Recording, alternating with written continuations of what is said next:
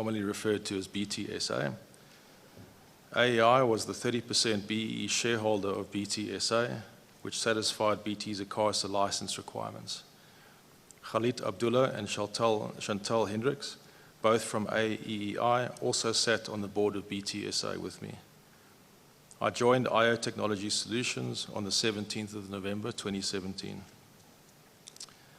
In April 2017, the new BBBEE Charter, or ICT Charter, was released and encouraged ICT companies to move to a 51% black ownership and a 30% black women ownership model in order to attract significant benefits for their customers in terms of preferential procurement. I had a number of key customers at BTSA approaching me around our transformation plans in line with that charter. It was clearly becoming a competitive advantage for those who had managed to transform and a significant disadvantage for those that hadn't. I proposed a transformational model to BT whereby BT would wholesale services through black-owned enterprises. BT was very clear that its reputation and its impeccable track record needed to be kept intact, and that all models needed to remove the possibility of any fronting risk and satisfy competition law requirements. Just a question there, Mr. Hardy. Can I stop you there and ask, what does BT do, BTSA do in terms of services? Because we know it as a telecom. Does it do IP networks or something else? Thanks, Mr. Commissioner. Yeah. Through you, Mr. Commissioner. I need to get the etiquette right, sorry. So the BT business in Africa was through BT, what they called global services, which was was not the consumer business, it was business to business. Focused on global networking, primarily on the top large multinationals, providing network services, telecommunication services, security, data centers, etc. So very much focused on big global multinationals like Sasol.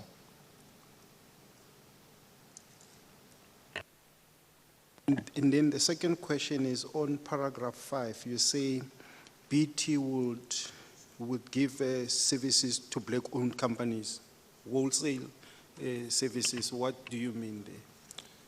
The wholesale services, paragraph 5, the model. Through you, Mr. Commissioner, the model was that really to do with fronting risk. So what was very important is that whichever company BT partnered with needed to take on the risk and be able to provide the services itself, so that fronting wasn't an issue. Mm-hmm. BT could provide wholesale services to them, just like if you think of this country, Telkom providing its services to any of the system integrators, mm-hmm, in exactly the same model. Mm-hmm. Mm-hmm. Okay. All right. The model was touted as being innovative and transformational in nature, and this was the model presented to one of our largest customers, Sasol. It made sense to consider AEI as a partner given the history with BT, and hence the partnership was built supported by an alliance agreement, allowing IO to sell services directly to the market with BT as a partner. BT's global capability with a strong local partner was a very good proposition to the market and excited a lot of our customers who wanted to leverage BT's global capability through a locally empowered entity. The industry was also poorly transformed, and I was and remain passionate about participating in and driving the true transformation of our industry. Given the history with AEI as a known entity to BT and the fact that IO, previously Sekunjalo IT Holdings, was part of AEI and already had some established IT assets, was a brilliant combination from a capability perspective. After months of internal consideration and engagement with external counsel, BT approved the model on the basis that IO needed to be completely independent from Sekunjalo and AEI. This model was subsequently proposed to Sasol as part of a full RFP process, and which eventually led to the winning of the Sasol contract amongst some very strong competition. Just to follow up on point 6, is that there, BT was a partner to B companies. Would that be the same as sort of Microsoft being partners to companies? Is that the same kind of arrangement? Mr. Commissioner, similar to that, yes.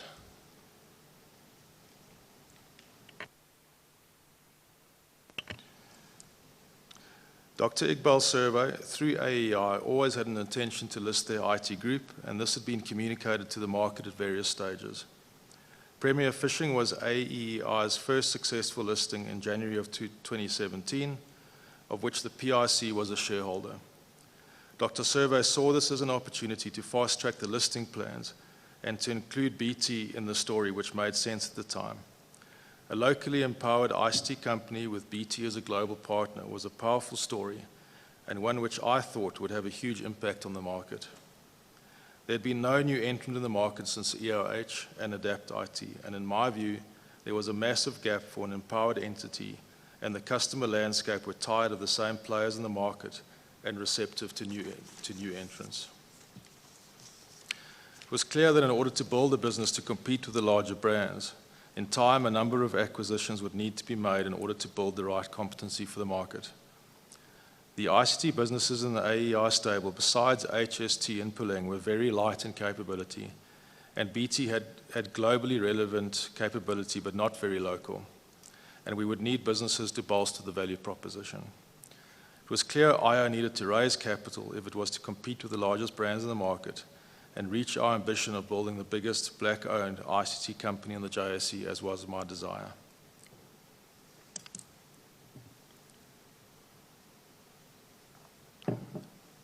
PIC as a potential backer. On the 10th of July 2017, I sent a proposed model on the equity and potential remuneration model for IO to Dr. Survey. At that point, he had mentioned the PIC as a potential backer of the proposed model on the basis it was so transformational in nature, and the prospects of backing a new black-owned ICT entity would be attractive to them. If we were to build a leading transformed ICT entity, it was going to be crucial to attract senior black talent to the business, and we would need an attractive proposition to retain the best talent in the industry. At the time, his response did not raise any alarm bells, as my view was we would obviously need to follow intensive processes to secure any investment. But looking back, he was clearly in discussions with Dr. Majula, who had already seemingly agreed to underwrite the transaction at that stage, and which is also why I assume no other institutions were presented to at the time. I refer there to Annex A. Can you just read that into the record, please? Just referring to Annex A. Dear Kevin, thank you for this proposal. Dr. Majilla of the PIC returns from overseas around the 15th of July. I want to run this by him, especially as they are underwriting. For my meeting with him, can you send me a formal proposal as a request so he sees it coming from you? The difficult areas include the following, which I've highlighted below, but I will do my best in discussion with them. See my quick comments below. Call me or call me for detailed discussion. Best, Doc. Thank you. My joining of IO.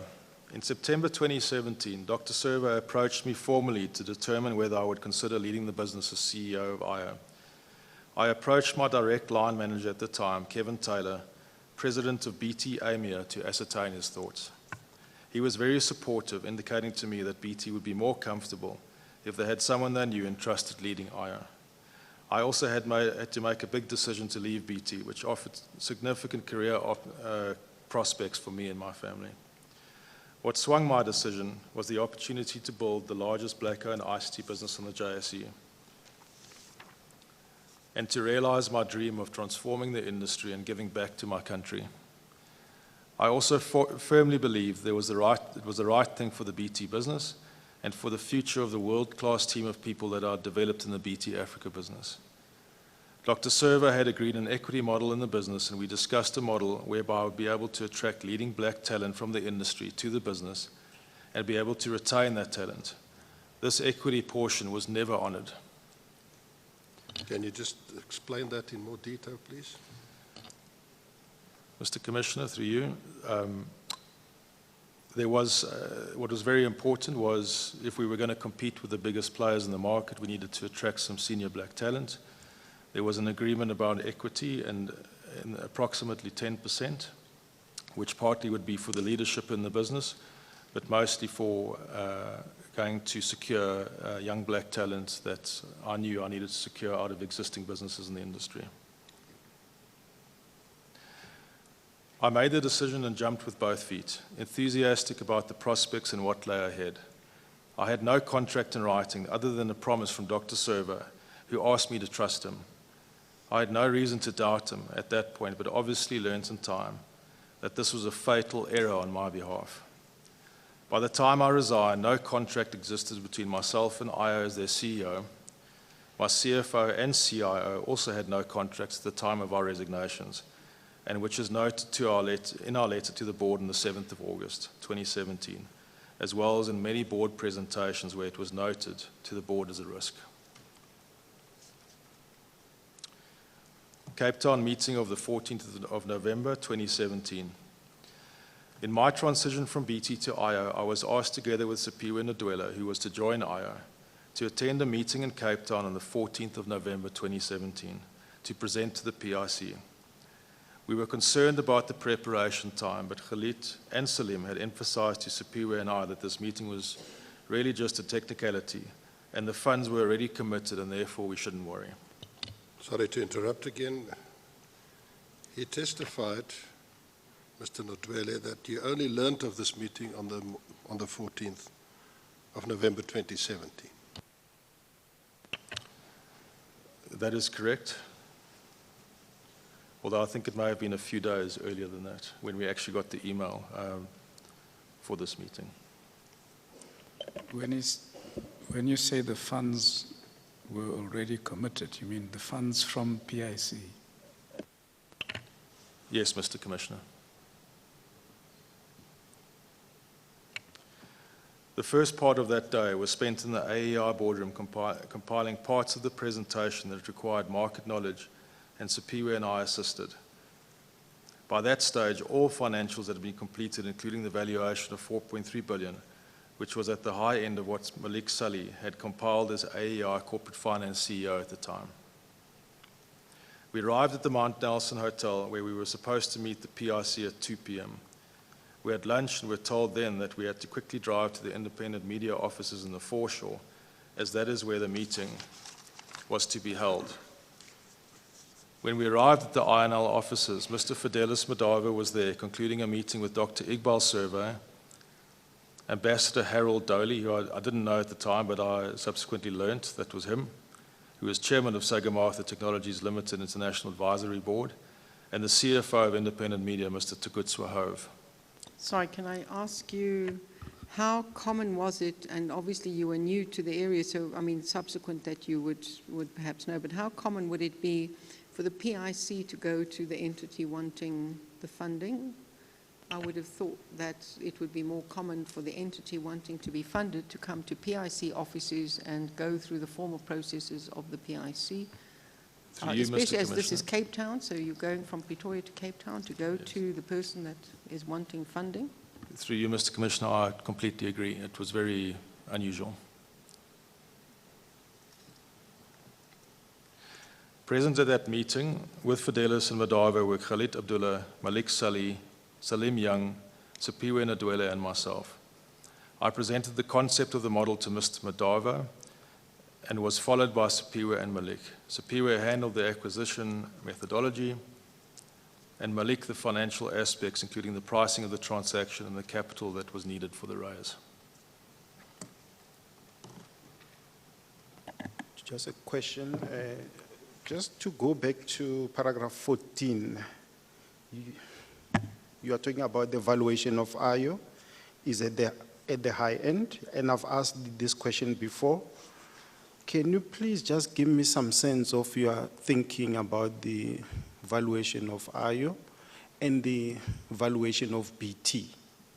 What is your thinking, especially given the fact that you were at BT? You could guide the commission about what is your thinking in terms of the valuation? Through you, Mr. Commissioner, yes, definitely. There were two components to that valuation. One was the opportunity of reselling, if you can call it that, of the BT services into new customers. It was the opportunity of becoming the partners for BT, and it was not an exclusive relationship, by the way. It couldn't be.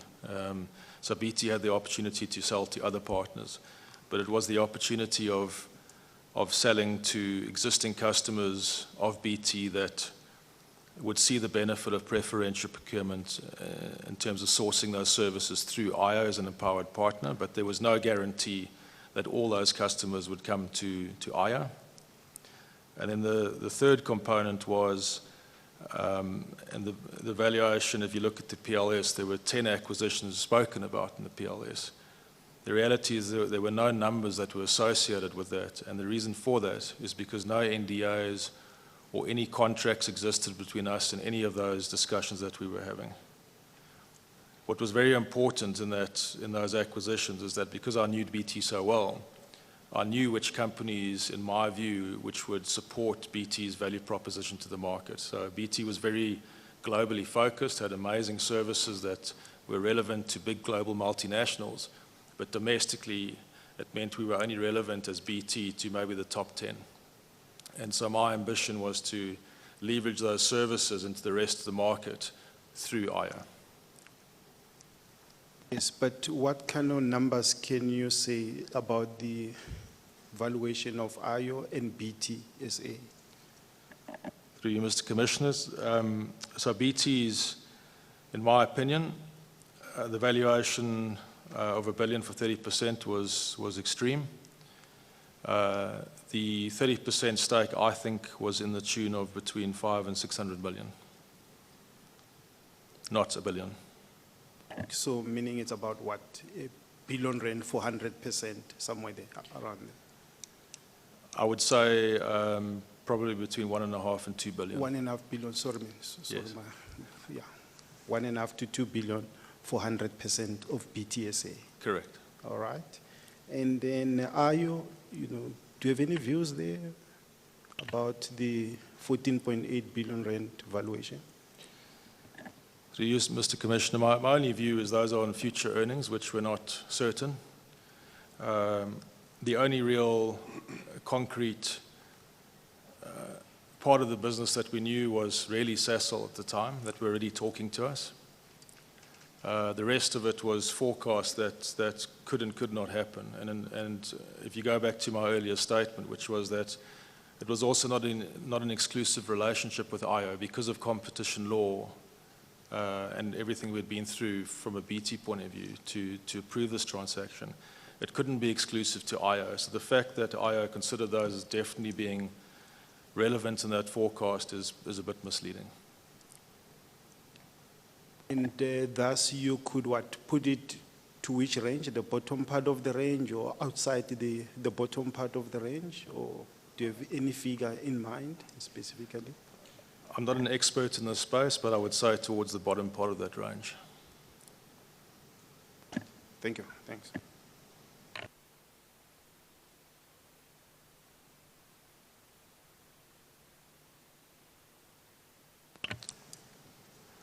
I was surprised that this was the only meeting with the PIC. Sorry, Mr. Commissioner, I just want to make sure I'm where you are, point 19, is that correct? Or have I lost track? No, 17. The follow-up meeting of the 16th of November, 2017 at PIC. 2 days later, on Thursday, the 16th of November, 2017, a follow-up meeting was arranged at the PIC in Pretoria at the head office at the PIC head office in Menlyn. This was the first official engagement with them as a potential investor. We met as a team at a coffee shop in Menlyn to discuss the meeting and strategy. Eventually, only Sipiwe, Malik, Walter, Mbuzo, and I attended the meeting. Walter and Mbuzo sat through the meeting and did not contribute.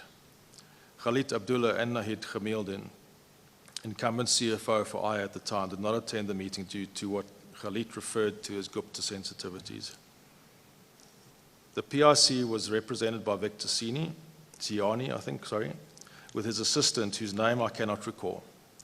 Victor seemed visibly flustered, and you could see this meeting had been forced on him. Victor handled the meeting very professionally, as we presented to him. During the meeting, both Sipiwe and I became very irritated because as the ICT executives and experts in the industry, we could not answer many of Victor's questions without Malik butting in and answering the questions as if he was the expert. He had clearly been told to control the meeting. During the meeting, we could see Khalid through the glass walls pacing the hallway on his phone. I had to excuse myself as it was my BT farewell that afternoon and Sipiwe stayed on in the meeting. I was surprised that this was the only meeting with the PIC and kept raising that as a concern. And I was continually told not to worry and to leave the process to the AER team. It seemed a foregone conclusion, and Dr. Survey kept on telling me that he had an irrevocable letter from Dan Magilla that they would not pull out, and that they would not pull out. I never saw the letter, and also assumed that the PIC would in any event follow a rigorous process to improve the investment. No other institutions were seen during that period, although we were told Khalid and Malik and his team had presented to other institutions. I don't believe this was actually the case. The reality is, if we had presented to other institutions, it would have been embarrassing, and there was not enough substance, in my view, in the investment to warrant the valuation at the time. And Sipiwe and I would have had to have been present from an industry experience and credibility perspective.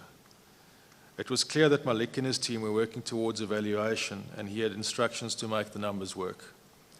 I had calls on many occasions with him and Khalid where I stated my concerns about the valuation and that it was ambitious to say the least, and a stretch. Unfortunately, I did not document these concerns at the time. Changes to the IO pre-listing statement. In the lead-up to the listing on the 27th of November 2017, an email went out informing the PLS team that the legal representation on the PLS had changed. I asked why, and the only reason I received verbally on the email I sent that the PIC had been asked for a change based on BEE. That is, Weber Wenzel was not black enough. I'm sorry to interrupt you there. Dr. Survey testified under oath that he asked for the replacement to give some exposure to TGR, upcoming black firm of attorneys. Through you, Mr. Commissioner, I don't think that is true. And if he was to give them the experience, he should have involved them from the beginning of the PLS process.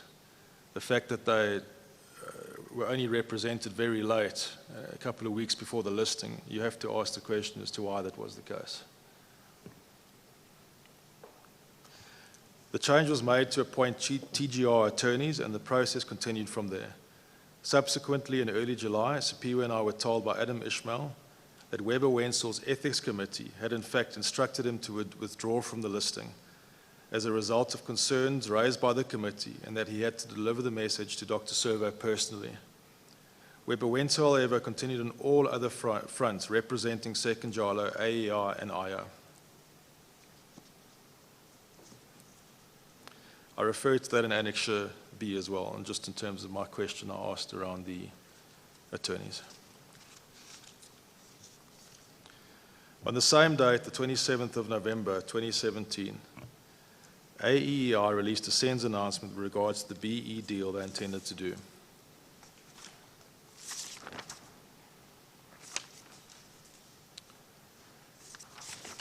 Apologies. And the stakeholders anticipated in that transaction. At the time, I paid no attention to the process and was kept away from any discussions or detail around the transaction. Where the listing went ahead and no allocations had been made to any leadership in the business as per our discussions, I was assured that another mechanism would be used to address this in the form of options. Only later, when questions started to be asked by the media on the BEE transaction, did I realize there was much more to the deal. The oversubscription of IO shares. A few weeks later, on the 18th of December, a SENS announcement was made by IO at the time that the share allocation had been oversubscribed by R1 billion. At the time, I was surprised, as it meant there was demand for the share. I admit that I should have paid more attention to this process, but I was reasonably naive when it came to the listing process. I was also told that the full allocation had been made to the PIC as we needed to keep our BEE credentials intact, and the allocation to others would not make sense. I subsequently learned that certain of the entities to which allocations had been made were all related parties, including Three Laws Capital, Capital One Investments, Selwyn Lewis, and Miramar Investments.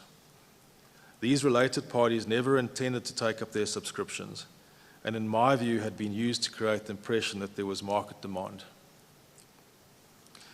On the 4th of December 2017, post the announcement by AEI, an email was sent by PSG to finalize the spread confirmation per the oversubscription. On the 5th of December, I questioned the spread and how it was going to work with regards to the director's allocations, and I got no answer either. As part of the process, ensuring that an alliance agreement with BT was signed was crucial to the potential listing, and it was required to underpin the storyline in the PLS document. An anchor customer was also very important in order to underpin the model and to cement the intent of the BT relationship. Sasol was instrumental in the process and to the value of IO, and the commitment was there from BT to do the deal with IO, and this model was proposed in a formal RFP process with Sasol. It was clear that without a signed alliance agreement with BT as part of the PLS, the listing would not go ahead, as the auditors, BDO, and PSG, our sponsors, were adamant that this was needed to support the listing. So Piwe and I worked tirelessly to get the alliance agreement signed with BT and spent many a late night, to get the approval from BT. I leveraged my relationships and credibility within BT in order to fast-track that process. The alliance agreement was eventually signed on the 12th of December 2017. The apparent urgency for listing. BT were asking why we were pushing so hard in the listing, and in truth, so were Sapiwe and I. We kept on being told that we needed to secure the funding before the ANC elective conference in December 2017, as otherwise all bets would be off and the PIC may not be in a position to provide the funding. Again, we were naive to the process and trusted that AEI and Dr. Server knew what they were doing. Reference was always made to the successful listing on Premier Fishing and that we should trust the process and the team as they had done it before. On the 18th of December, the share allocation was finalized per PSG emails and listing was to go ahead. At the time, we both questioned how the JSE would extend the listing by a week, but that was done and we still questioned how that was possible. I recall I had taken my family down to the Eastern Cape on holiday and had to fly back for the listing the following week. On the 20th of December, the day before the listing, I was asked to sign a round-robin resolution for the setup of a money market fund account with Absa Bank and for the signatories of that account. At the time, I did not realize that funds could be taken from the account without my knowledge if Nahid Gemielden and a B signatory, mostly AEI representatives, signed on the account. This included Malik Sully, who had no role at IO whatsoever. And there I refer to Annexure B1. Can you please deal with B1 in more detail, please? I can, through you, Mr. Commissioner. The round-robin resolution was sent. The typical preemptive clause was there about us not having to have a board meeting, and it was resolved that, amongst other things, there were A signatories, being myself and Nahid Gemielden, and B signatories being Malik Sully, Khalid Abdullah, and Triter Precious Peters, who was a financial accountant at the time. The key, I think, is the third point, which reads, the A signatories be and are hereby authorized to release together. Alternatively, one A signatory and one B signatory can release together.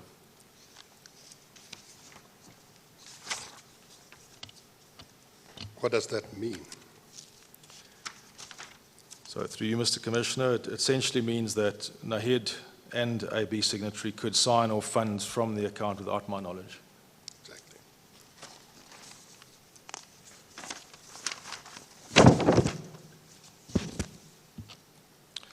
21st of December 2017, the day of the listing.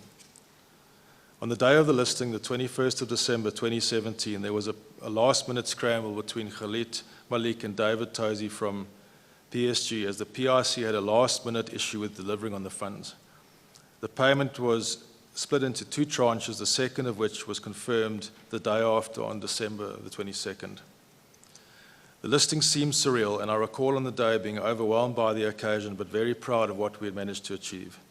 It seemed to have massive support, but looking back on the day, I now recognize that most of the attendees were related parties, members of the BEE consortium in the form of unions, and Dr. Servo's team. It was a massive occasion. Post the listing, I flew back to East London to spend time with my family. Looking back at the time, there was not much media coverage other than in Dr. Servo's newspapers. This would prove to be a trend where his papers were used as a mouthpiece for the group. Often instruction would be given to Audrey Senekal de Wet to get articles done. Post-listing. I returned from leave in January 2018 and we worked from the Peleng offices in Midrand as IO had no offices, whilst the address on our business cards was the offices of Premier Fishing and AER in Cape Town. Just to emphasize, a listed company without any offices. To you, Mr. Commissioner, yes, correct. The offices listed were those of Premier Fishing and AER in Cape Town. Paul Thompson, who was the MD or Managing Director of Peleng, kindly offered us interim space, office space, until we had arranged our own space, which we subsequently moved into in Bryanston opposite Dimension Data in Knightsbridge. We set up offices, employed staff, and responded to the Sasol RFP. The IO group had nothing really other than the existing businesses in the group, and we needed to start from scratch and build a large ICT business. So Piwe and I spent many hours responding to the Sasol RFP with BT. This deal was crucial to the business, and it was a non-negotiable that we needed to close the deal. This consumed our time, and with no other resources at the time to handle the work, we were both performing various functions in the business and worked 24/7 to get the response done with the BT team. The model was interrogated by the Blue Cloud, that is the project name, team at Sasol, including an external party who were experts on the BEE constructs. The model passed all these tests, and there was great excitement on the future of what was proposed. The industry is small, and many customers were watching the Sasol process with interest. I believe that once we had contracted Sasol, many more would follow, as customers were very interested in the preferential procurement advantages that would come with procuring through AO, and being able to leverage the global capability of BT through a locally empowered and transformed partner. It was a good model. As part of the Sasol contract, about 50 people were to be moved through a Section 197 of the Labour Relations Act agreement into IO from BT to ensure that it had the capabilities to service Sasol independently of BT, carry the risk, and ensure the services were delivered professionally and that there would be no service interruption. I was very proud of this deal and the team we attracted to IO to manage the contract and ensure a very successful transition from BT, which was a great achievement. The contract went live with Sasol in July of 2018, post a successful 3-month transition project where there was no business interruption to Sasol's operations. A question? Just in terms of that Sasol contract, IO had not finalized their BEE transactions. So I'm wondering how were the BEE credentials of IO at that particular point in time? Through you, Mr. Commissioner, very good question. IO's credentials were actually still very good at the time. So we were already a level 2 contributor without that.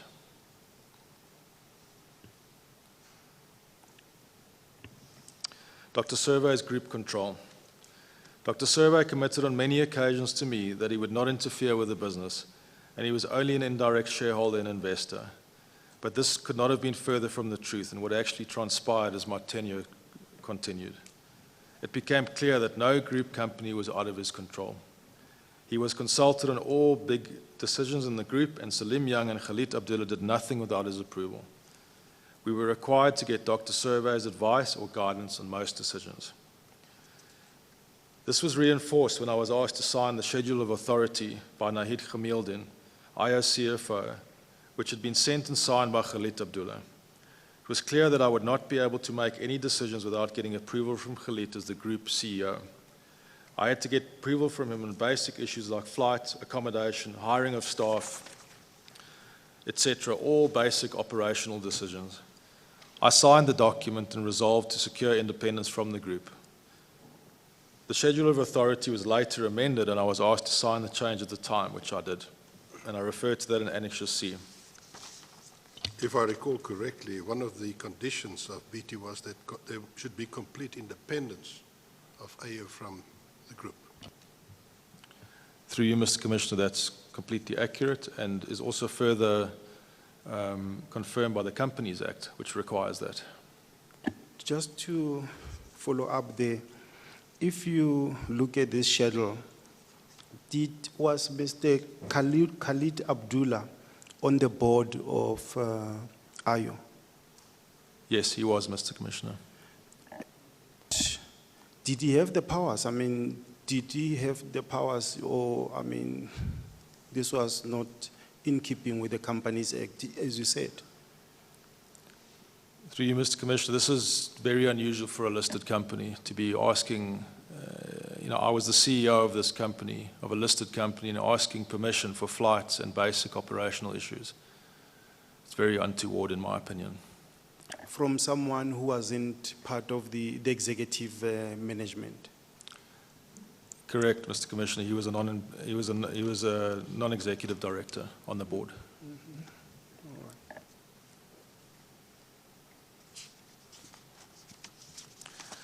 The disbursement of the PIC funding.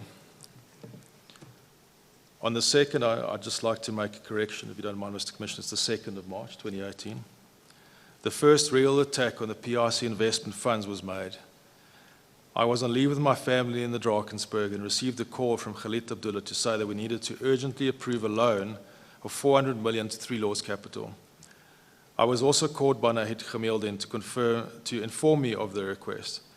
As EXCO, we were very uncomfortable and we all agreed that we would not approve the resolution unless there was an email trail from Khalid Abdullah and Salim Young on their approvals to us. This happened and the resolution was circulated for signing. Most board members just followed instructions, and most of the time I don't think they knew what they were actually signing. And I refer to those emails in Annex D.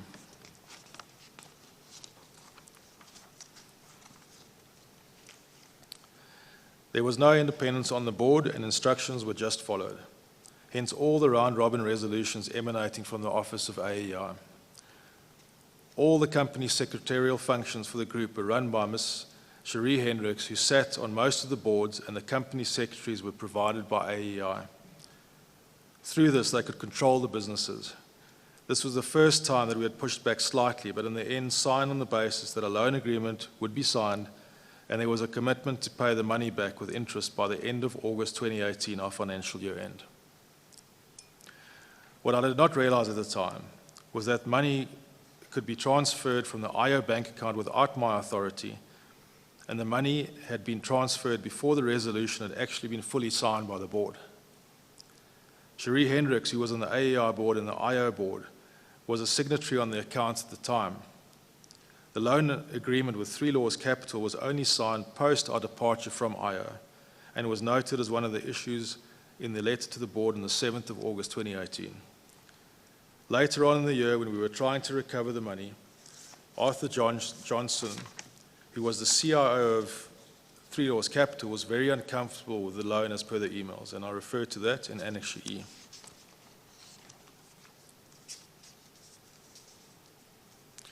On the 8th of March, post the pushing back on the 400 million, I was called to an off-site strategy session. In fact, apologies, can I just go back to Annex E? I'd just like to highlight, through you, Mr. Commissioner, a highlighted section which will show that the payment was made before it was signed by the board. In the highlighted yellow, the comment is made by Nahid Khamildin, Cherie, for those is loading the payment this morning, so you will be able to release with me, please. And if you look at the time on that email, it was 8:40 a.m. in the morning. If you refer to the earlier email, which is when the resolution was sent to the board, that was only sent at 12:40 in that afternoon, the same day.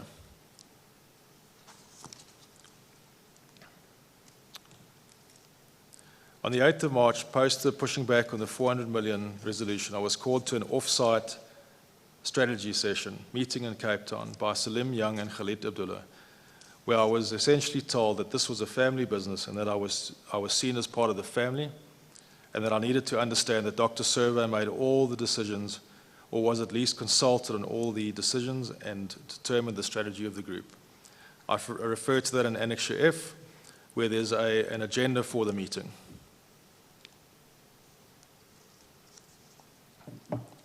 On the 18th of March, the first article was written by City Press around IO, and I was instructed to respond and defend IO's position. Sipiwe and I spent many late hours responding to articles.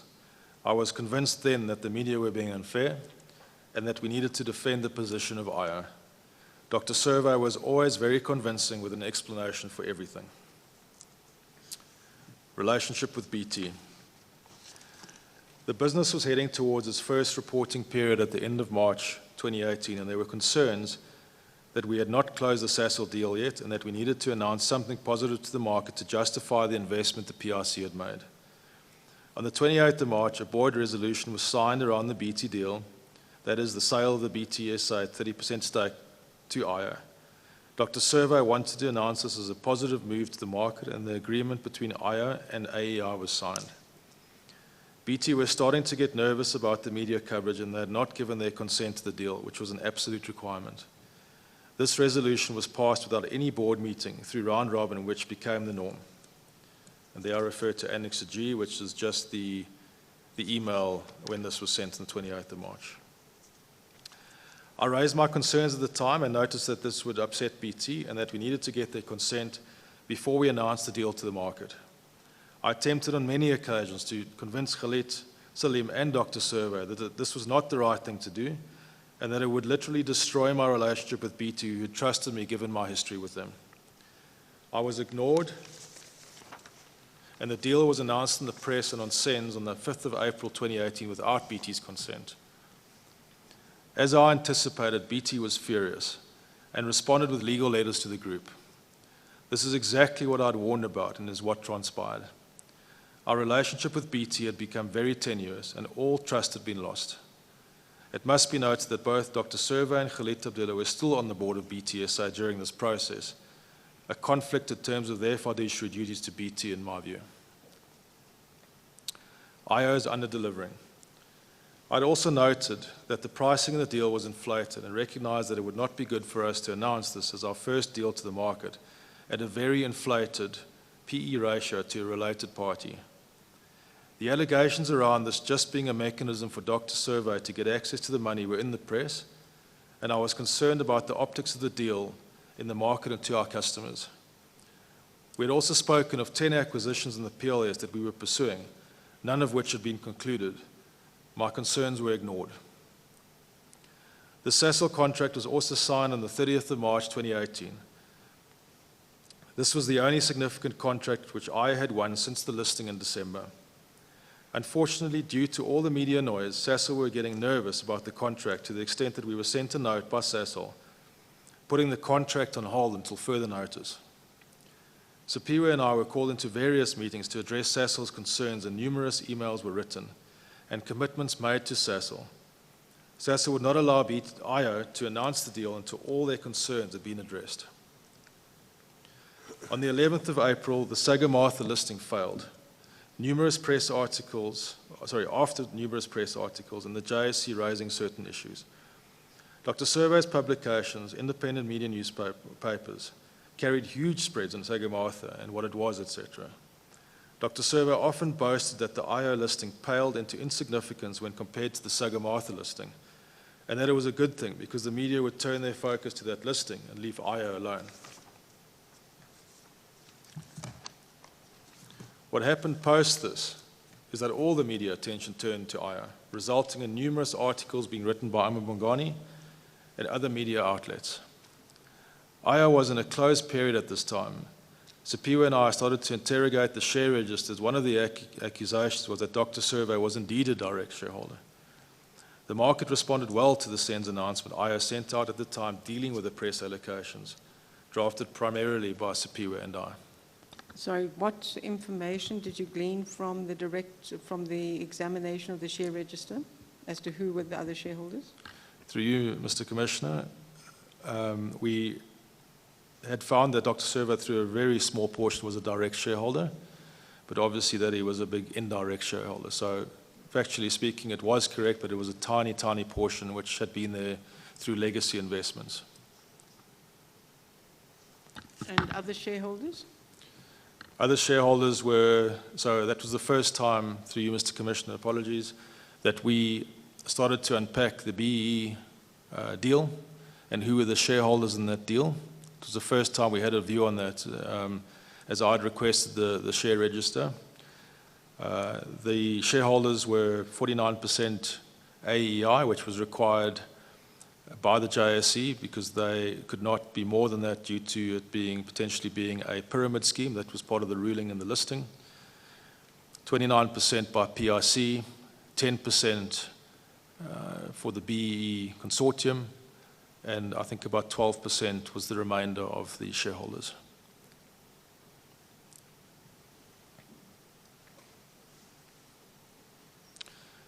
Post the half year, we were due to present our interim results, and Nahid Khamieldin, CFO of IO, had been instructed to amend the numbers to reflect an inflated number to the market. This instruction had come from Dr. Serva and Khalid Abdullah, who together with Malik Salih had amended the numbers.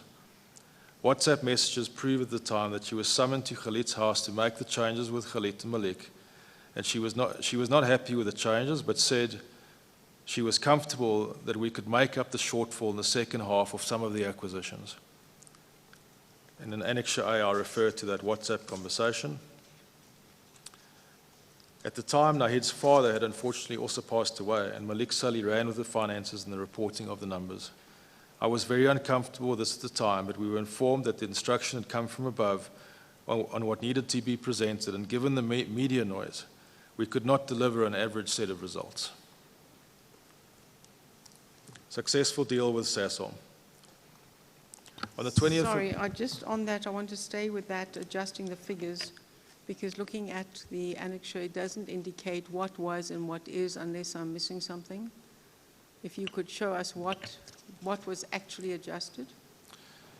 Through you, Mr. Commissioner, if you note, apologies, it's put upside down here in the printing, but on page 7 of 8, if you, the PAT number was about 50 million. I would have to extract that actual image for you, which then shows the extraordinary items and the things that were left out of that to achieve the 50 million.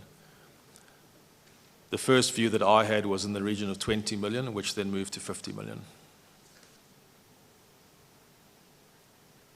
So that you're talking about comprehensive income? Yes. So comprehensive income was 20 million, which moved to 50 million without foundation, without substance. Through you, Mr. Commissioner, in their mind it was justifiable. In my mind it was questionable. What was the basis of being justifiable? That there were items which didn't need to be declared in the first half of the financial year.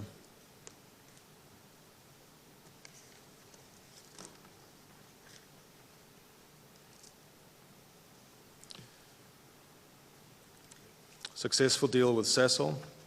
On the 20th of May, the Sasol deal worth 2.3 billion over 7 years was announced to the market once Sasol were comfortable with our responses, which was along the lines of the SENS announcement we had prepared. This announcement brought credibility to the model and promises we had made in the PLS to the market. Looking back, this was the moment the approach to Sipiwe and I changed. We had secured BT through an alliance agreement and won a large global contract, which was what they needed us to deliver on. The Sasol transition project continued with great success, and Sasol were very happy with the transition of all the staff, the change management, and the continuation of service to their business. Sasol were very happy with the transition, and IO started to invoice services from the 1st of July 2018. IO only recognized 2 months of revenue on the Sasol contract, which was always the best case scenario for the business. IO operations and results.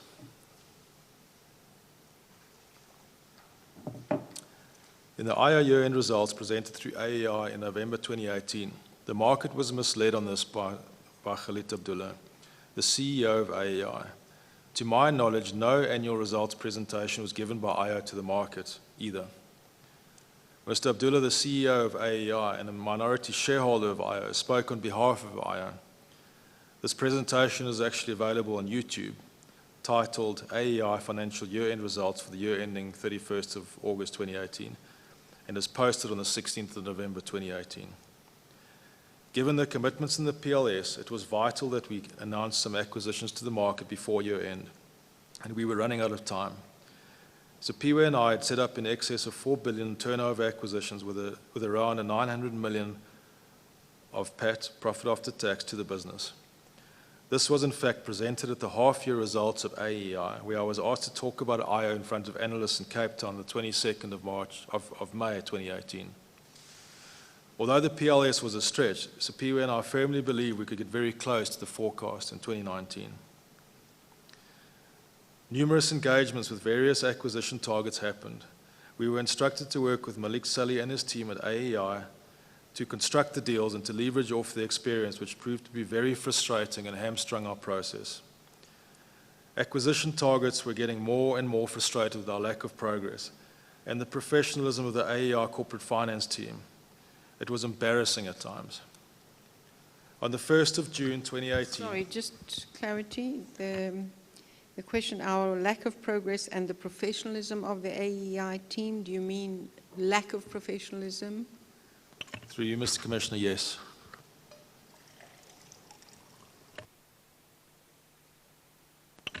On the 1st of June 2018, emails were sent to me after the discussion had been had with the PIC around the downside protection agreement. The PIC started to engage with me as they were getting very frustrated with the lack of progress with Malik Sully and his lack of communication. This was a common frustration with Malik, which I addressed on numerous occasions with Salim Young, but nothing was ever done. I chose to get actively involved to try and solve the issues they had raised. Malik Sully was in direct discussion with Fidelis Madava and Dan Magilla as per the emails at the time, and I refer to that in Annexure I. If you scroll just towards the end of that email, you'll see direct discussion happening between Malik, Dan Magilla, and Fidelis around numerous concerns that they had about the downside protection agreement. And I'd like to emphasize that this was in June, 6 months post the listing, and this agreement and the terms of it had not yet been agreed with the PIC.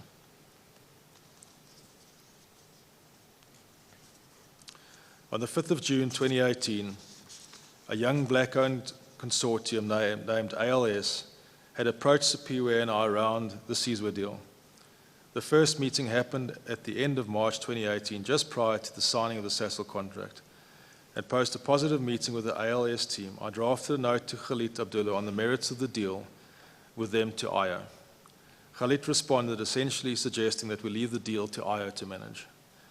I was concerned about the relationship with Reverend Mahana, who was chairman of AEI at the time, and the conflict of interest that was evident between AEI and his reputation on the board of Sizwe and Mustek. Numerous discussions took place, including a meeting which was requested by myself with the CEO of Sizwe, which he declined, suggesting we engage with Reverend Mahana. And I'd like to refer to that in Annexure J. In that email, if I could read that for the record. Morning, gents. Please discuss the feasibility of this meeting with Reverend Vukile. He has the details on Mustek. I don't want to waste your time.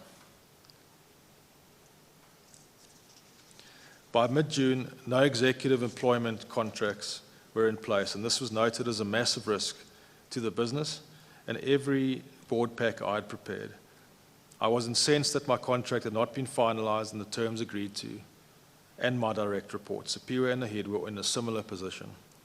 Dr. Survey washed his hands of this in an email to Salim and Khalid, but in essence, he was holding it up.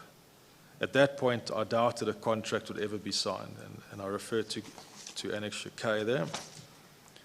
If I could read that for the record. Dear all, I have received the contract for Kevin. Thank you for sending the contract for Kevin for review and advice, which confirms that many a document was sent for his review. And then he put a disclaimer in that email to say, I'm not a board member of IO, and therefore I don't think it is appropriate that I get involved in this contract discussion. My view is that this is a matter for the Remuneration Committee and the Chairman and Board of IO. I trust that you respect my role and the separation of the role as investor and board member. I am always available to provide advice to IO as long as it is not related to market-sensitive information. Thank you kindly, best, Doc.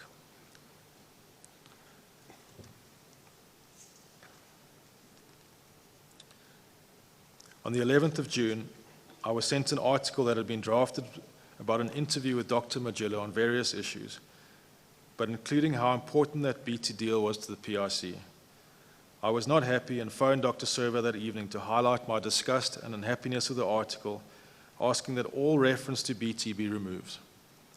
Dr. Servo blamed Audrey Senekal de Wet, and that article was pulled last minute and was, to the best of my knowledge, never published. He continually interfered with his publications, and this was an example of what would transpire, or often transpire, and I refer to that in Annexure L. And through you, Mr. Commissioner, if I could just refer to page 3 or 4, you'll see the actual article that had been drafted. And in some of the comments towards the end, 4th paragraph from the end, comments from Magilla such as, at the end, it is good that the investment committee has satisfied itself that due process was followed in the decision to invest in IO.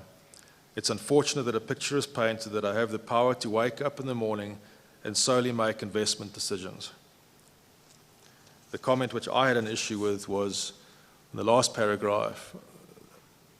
There's a mention of BT. The company last month also announced it was buying a 30% stake in British Telecommunications South Africa from its parent company for a subscription price of 990 million.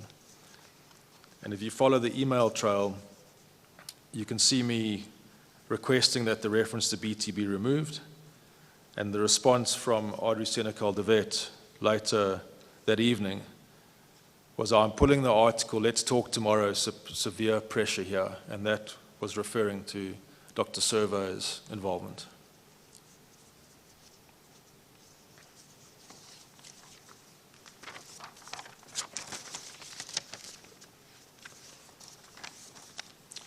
On the 19th of June, Sorry, just to go back to Annexure K on your contract.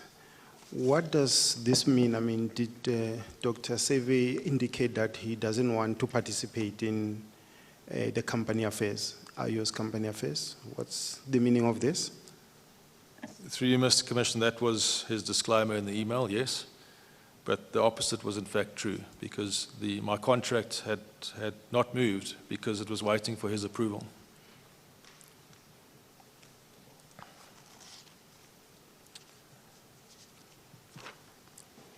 On the 19th of June 2018, I received an email to countersign an appointment letter for Advocate Ramachlodi that Khalid had signed an IO paper in March 2018. He was appointed in March 2018 and not when the new board was appointed in August 2018, as per Dr. Servo's recent testimony. He was also a member of the AEI and Premier Fishing boards. I cannot recall whether I countersigned or not, but this was yet another example of AEI's interference, and I let Khalid know. Many discussions took place via WhatsApp audio as there was a concern about security and media leaks. If you refer to Annexure M, please. There you will note that he had signed this as a director of IO. I had no view of this as the CEO of IO, and he appointed Advocate Ramachlodi with an annual remuneration of 200,000 Rand. And that was done on the 3rd of March 2018. Advocate Ramachlodi was also... And if you could just indicate which other boards Advocate Ramachlodi sat on? Yes, through you, Mr. Commissioner, I was just about to do that, is Ramachlodi was on the board of AEI and the board of Premier Fishing. And would each of these carry a similar remuneration? Through you, Mr. Commissioner, I would assume so, yes.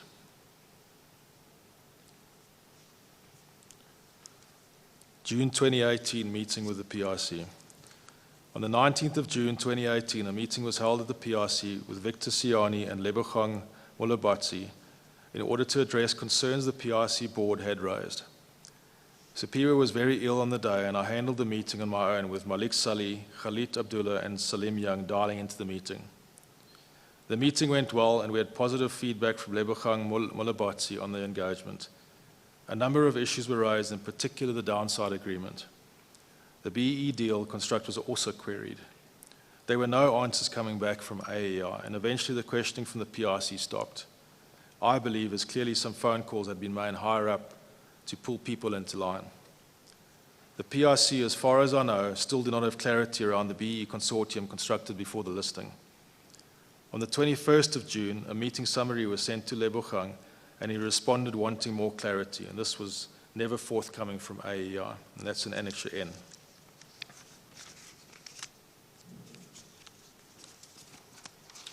Group company interference in IO. On the 23rd of June, as tensions started to rise, Khalid Abdullah sent an email essentially giving Sipiwe and I a lesson in acquisitions and calling out our approach. Malik Salih responded along similar lines on the 26th of June, and this resulted in Sipiwe wanting to resign, and he asked for his role to be better defined on the 28th of June. He wanted to know what job he was supposed to be doing if Malik Salih and Khalid Abdullah were making all the decisions. He was undoubtedly correct, and this led to a number of discussions with the AEI on where the lines were drawn. Numerous emails with a summary of actions, responsibilities, etc. were sent to justify the involvement. And I refer to some of those emails in Annexure O. On the 29th of June, I received an email from Adam Ishmael and a suggested letter to BT to elicit their consent around the BT transaction as the deadline in terms of the announcement to the market was looming. I was furious as I knew this was coming from Dr. Survey, which Adam admitted to me on a call. The reality is they were running out of time to announce the BT deal to the market as the consent was never given by BT. At that stage, I'd also refused to sign the extension of the deal with AEI on the deal. They were desperate to get the deal done. Weber Wenzel through Adam Ishmael was still very involved with all the businesses in the group, and I firmly believe there was a conflict in terms of his independence to IO, which I made clear to him on many occasions. If I could refer to Annexure P, and I'll just read if you don't mind, the email onto the record from Adam Ishmael. Dear all, after discussions with Doc and Khalid, I have been asked to prepare a draft letter which formally asks BT for its consent to the IO subscription. As the agreement requires BT's consent by the 6th of July, does not look like we can meet before then. Their consent will ensure that the agreement does not lapse and the shareholder circular can be finalized and posted. If the consent is not granted by the 6th of July, the agreement will lapse and we will be required to extend the date for fulfillment of the condition. I cannot see BT granting its consent, but we must now formally ask for consent. They will respond that our problem is self-imposed as we did not consult them prior to the announcement, and in any event, we need their cooperation with the financials to be included in the circular to shareholders. Please let me have your thoughts on the attached draft letter. Please also keep in mind that they do not consent by the 6th of July, and we extend the date to prevent the agreement lapsing. Shareholders must be informed by way of announcement of the extension, and PSG will have to ask the JSE for an extension of time to send the circular to shareholders. I suggest that we obtain PSG's input on the draft letter as well to ensure that we have covered all angles.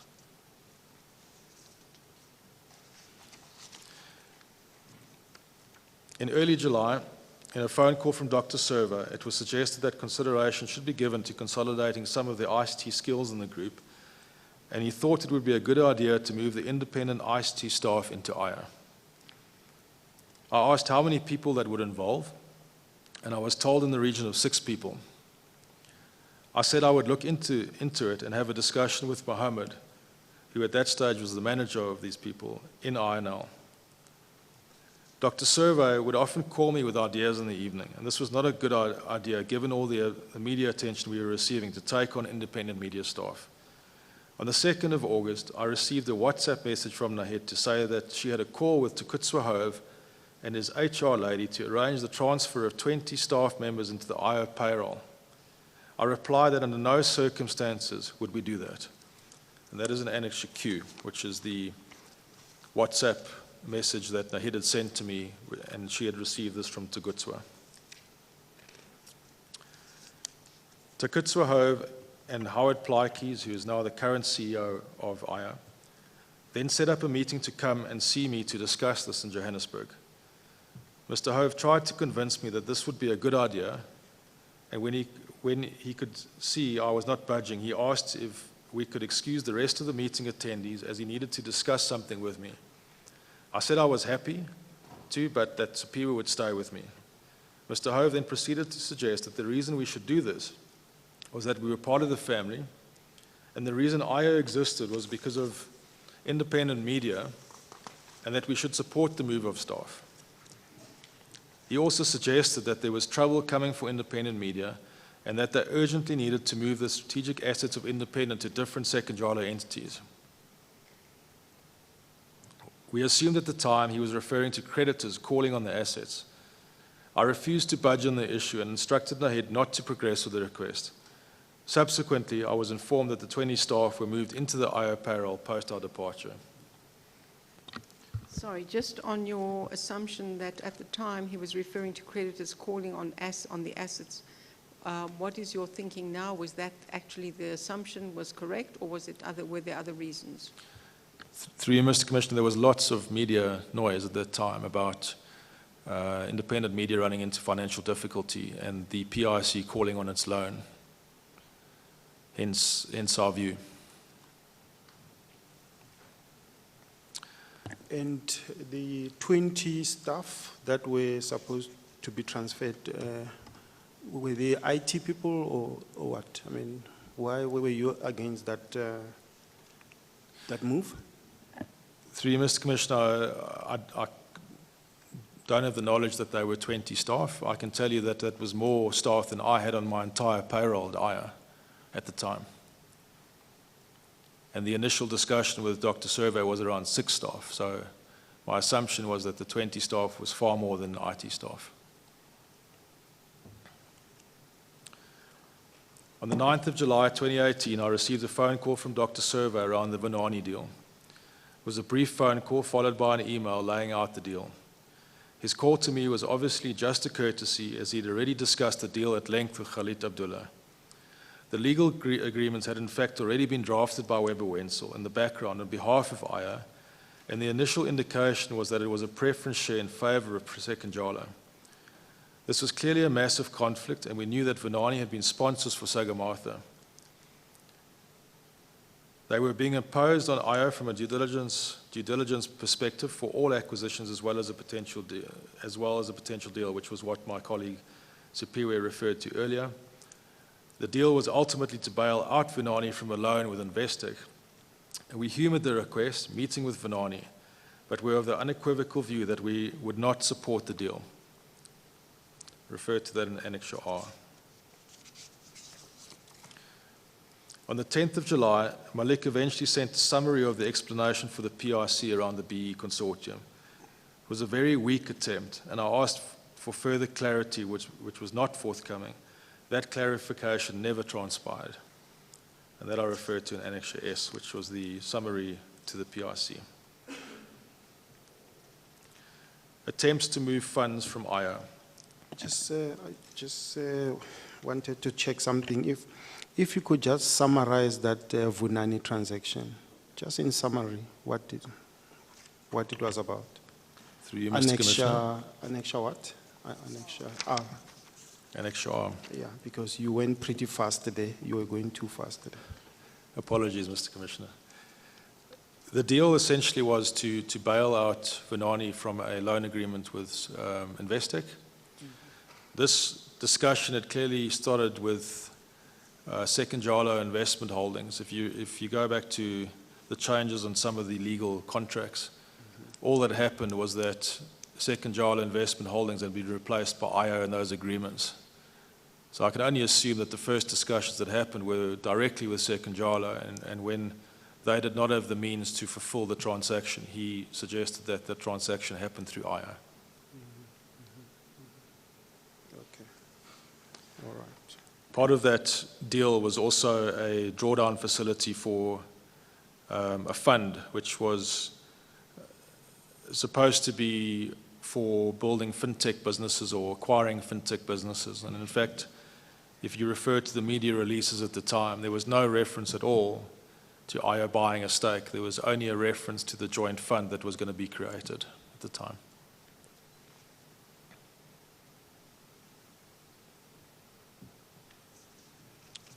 attempts to move the funds from IO. On the 11th of July, I had called an ExCo meeting in Cape Town to discuss the operations in the business.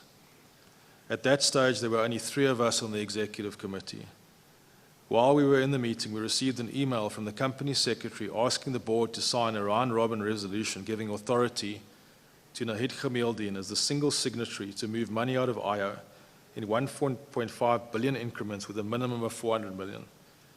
The exact amount loaned to 3 laws in March 2018. The resolution had not come from us as executives in the business, and I responded to the company secretary immediately requiring clarity on the request and questioning why there was no special board meeting called to address the request. I also sent a copy to Adam Ishmael and had a discussion with him on how to handle the situation. The resolution was eventually withdrawn. This was a blatant attempt to move money out of IO again, and that I refer to in Annexure T.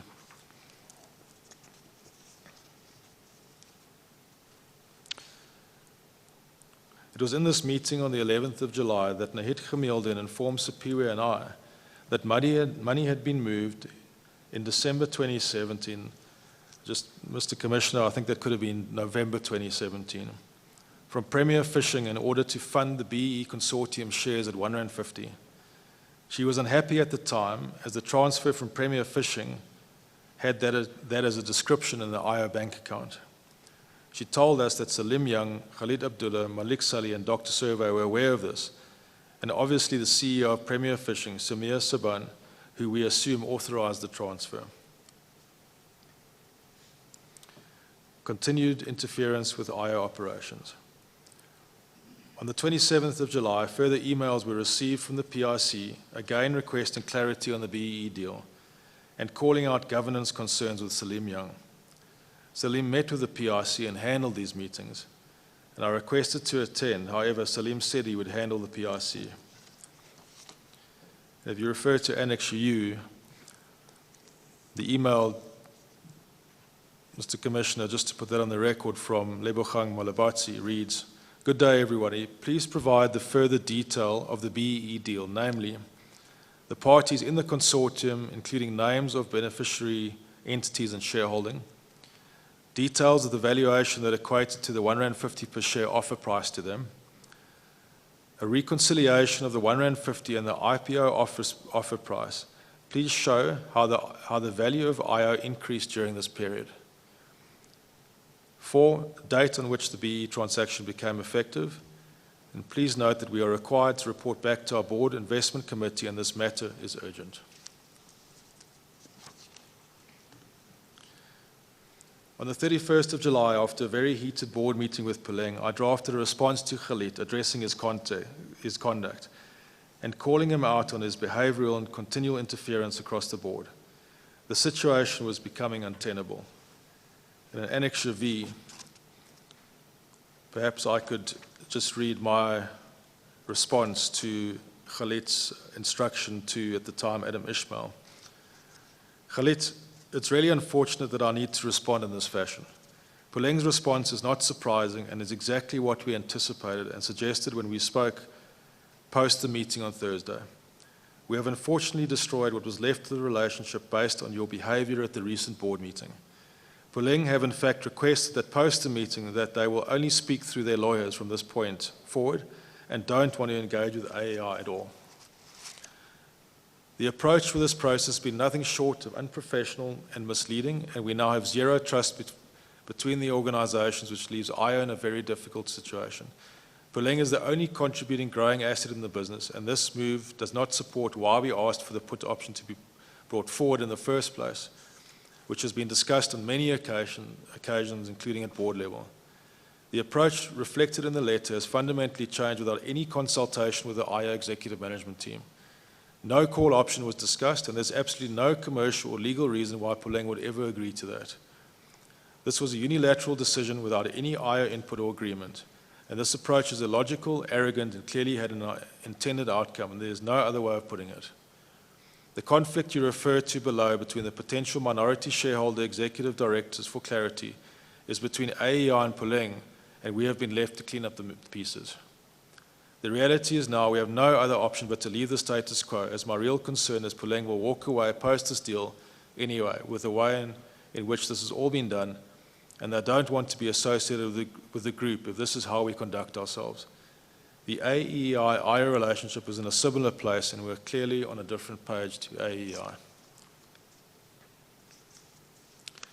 On the 1st of August, Mark Anderson from Vunani sent through the term sheet of the transaction with Vunani. The term sheets stated a preference share with Sekindjala, with IO funding the transaction.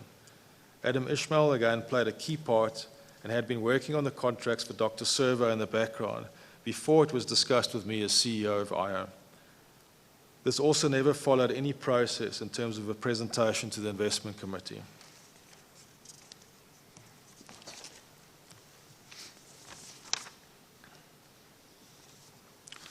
On the 3rd of August, after many weeks of delays, the responses to BT's legal letter were sent from AEI and IO respectively. In the response, we had convinced AEI to withdraw from the BT transaction for the time being in order to correct the BT relationship, and BT had requested for Dr. Servo and Khalid Abdullah to step off the board, which they agreed to.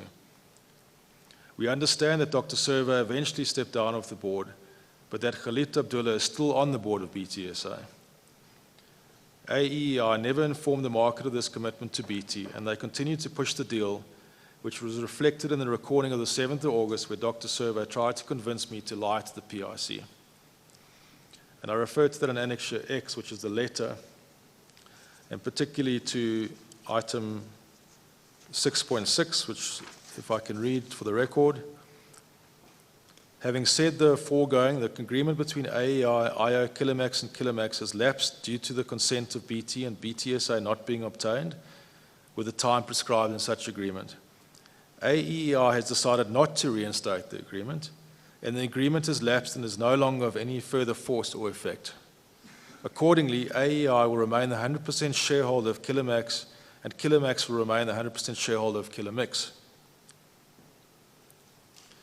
And then in 8.2, Dr. Servo and Mr. Abdullah agreed to resign from the BTSA board with effect from a mutually convenient date, and AEI Kilomax will appoint board representatives who are not executive directors of AEI. All concerned around operational conflicts with IO no longer need to be dealt with given the context of paragraph 6.6 above. On the 6th of August, a SENS announcement was made to the market on the BT transaction. As you can see, it was far from what had been committed to BT. PSG were running the process, and even they were not informed of the real situation referred to in Annexure X. Okay. A question here. In terms of the BT transactions, transaction, will it ever happen that it gets transferred to IO? And if it's not transferred, you mentioned that BT was quite an anchor to the whole strategy, given its global prowess versus aiding the satellites locally. So if it doesn't happen, what is the future of IO technologies? Through you, Mr. Commissioner. It's a very good question, and I'm glad you asked it. Without BT in the story for IO, there is no IO. Most of the PLS, if you read through the PLS, was based on the ability of IO to leverage the capability of BT. And without that, that doesn't exist. I must just point out, however, that there is a separation between the alliance agreement, which allows IO to sell the services, and the actual 30% stake. Whether BT will pursue this longer term, in my opinion, that is very unlikely to happen. And the reason I say that is I worked for BT for 3 years. They are one of the most moral and businesses of integrity, and they would not like the way that IO have engaged around this at all. In fact, even in letters they had committed to BT, they still didn't honor. So in my opinion, that relationship is unlikely to continue, but I can't speak on behalf of BT.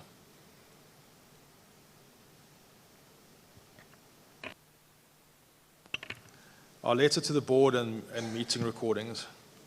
By this time, as an exco, we'd had enough and decided to draft a formal letter to the board to address all the issues we had on record. At that point, Nahid Gemielden, who was the CFO, helped us draft the letter and was in complete agreement, and in fact signed the letter at the time. At this stage, even though she had been in the group for a long time, she was very concerned about the numerous corporate governance breaches and the complete interference of AEEI and Dr. Servo in the business. She chose not to resign with Sipiwe and I, even though we had many discussions with her around her fiduciary duties as a director. On the 7th of August, as the EXCO, we met with Salim Young at the Vineyard, just prior to the board meeting, at the Vineyard Hotel to present our letter to him, which we wanted to present to the board and put on record. He tried very hard to convince us not to present the letter and that we should keep it from the board. He wanted some of the language changed, and the only point we agreed to take out was the inflated interim results which he had promised he would address. We regret not having left that in, and that's referred to in Annex Y. My colleague Sipiwe would have run through most of the points in this letter. I'm very happy to run through it again, but I don't think that's necessary. If you can just confirm the correctness thereof. The content, yes, I can confirm it.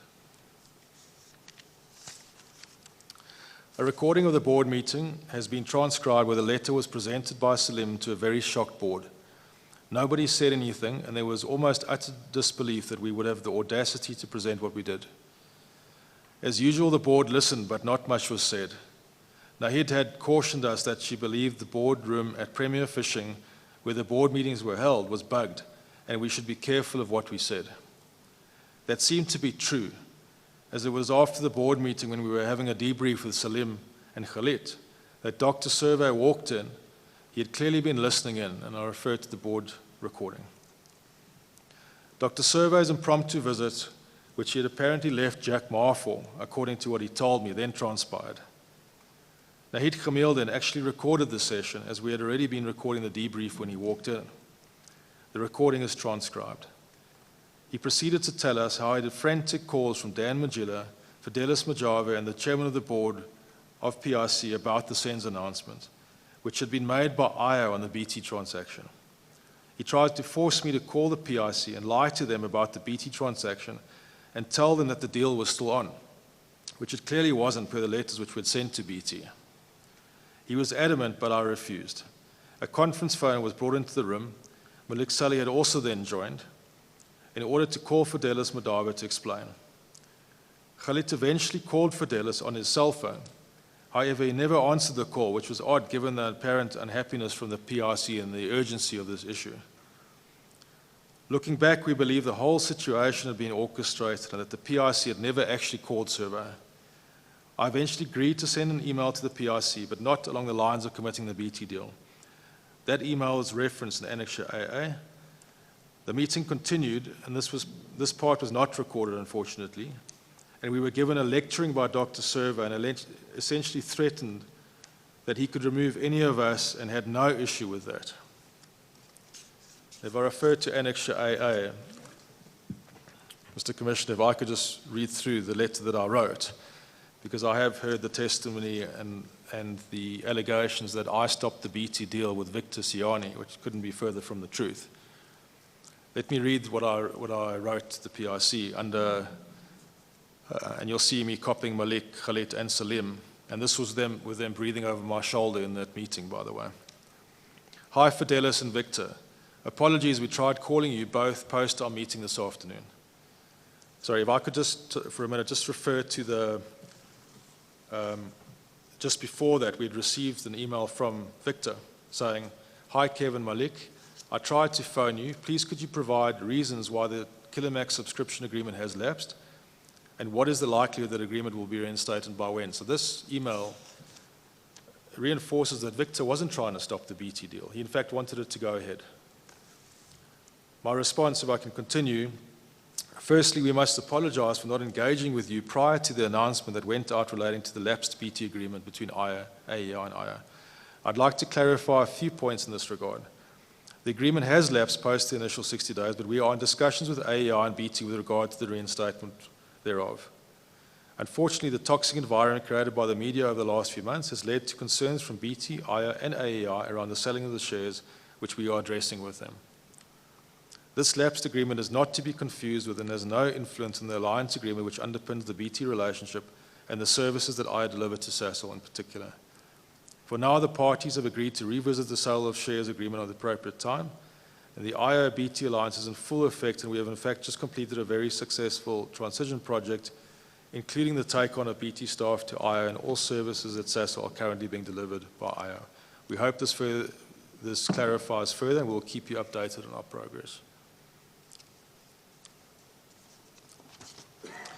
The following day, a breakfast was called by Salim Young at the Vineyard to discuss with the AEI team how we could rectify things. As Salim arrived, he set up a table next to him with his phone on it.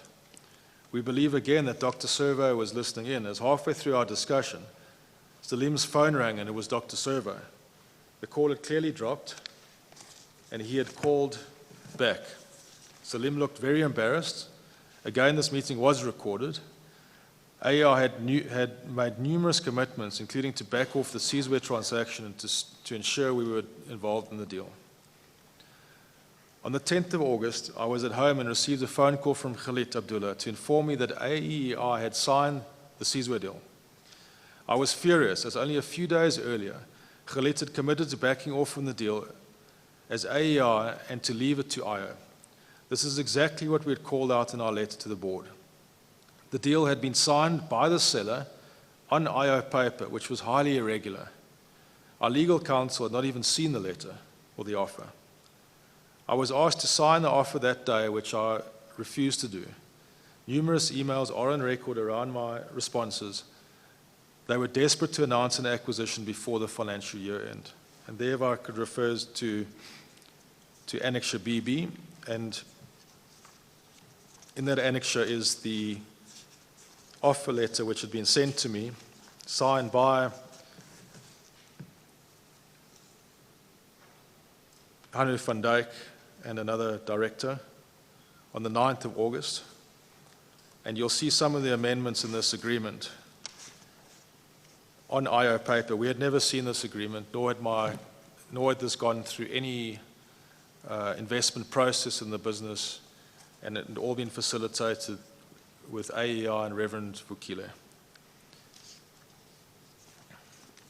I think just on that point, if I could add that my colleague Sipiwe did talk about the structure of the deal was 90% cash up front and 10% on warranties, which was completely against the guidelines we had by our board, which was about 50% cash and 50% in warranties for any deal we did. So this was very, very irregular.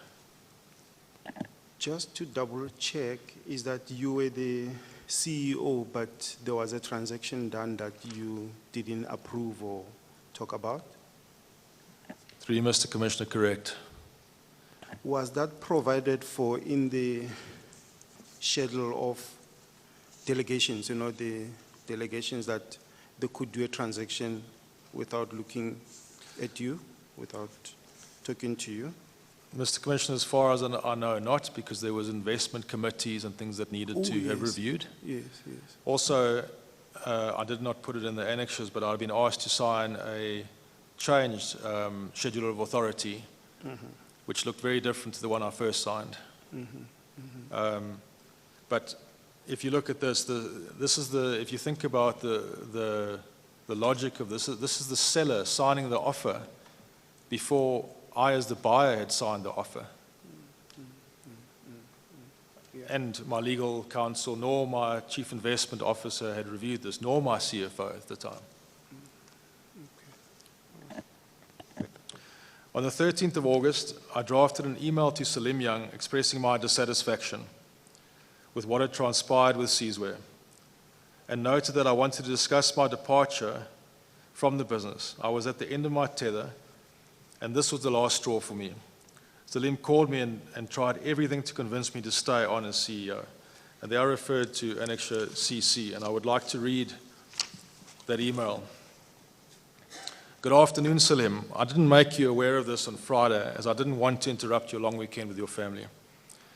I had a call from Khalid on Friday advising me that they, AEI, had successfully negotiated the CSWA deal and that they had signed the attached offer letter, which was then forwarded to me to review and signed by close of business on Friday.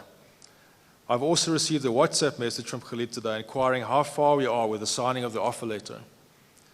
A number of issues are blatantly clear here. This completely goes against what we discussed at the board meeting last Tuesday, and even on Wednesday, post the board meeting and the concern raised in our letter to the board. I raised this exact issue at the breakfast, and Khalid's response was that they would include us in all negotiations. This was a particular concern, as in our view, there was a significant conflict with Reverend Mahana involved in the negotiations, him being chairman of AEI, CSWA, and the Mustic boards. The deal is also not in line with our general mandates. 90% payment up front versus 50%. Terms agreed with the management which don't make any sense. The valuation is generous for a business that makes only 3% PAT margin. It is highly irregular for a non-executive director to negotiate a deal, have it signed by the seller without the executive directors having been involved in, and had sight of the deal nor the board having approved it. And for a non-executive director putting a letter on an IR letterhead without involving executive directors. This breaks all governance rules stated in our letter to the board. This goes completely against the spirit of what we discussed in our meetings and our letter last week, and was only 2 days post the fact. We had committed to focusing on these issues only for this to be forced on me on Friday as below. The letter was already dated.